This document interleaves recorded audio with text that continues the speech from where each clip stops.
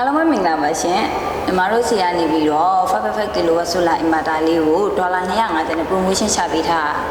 လွန်ခဲ့တဲ့လတွေတည်းကပေါ့နော်အခုဆိုလို့ရှိရင်ညီမတို့စီမတင် inverter လေးကအကုန်လုံး sold out ဖြစ်သွားပြီပေါ့နော်ခုလိုမျိုးအကုန်လုံး sold out ဖြစ်နိုင်အောင်အများကြီးအားပေးကြတဲ့ customer ကြီးများကိုညီမတို့ Nature New Energy မှာနေပြီးတော့လဲကျေးဇူးတင်ပါတယ်ရှင်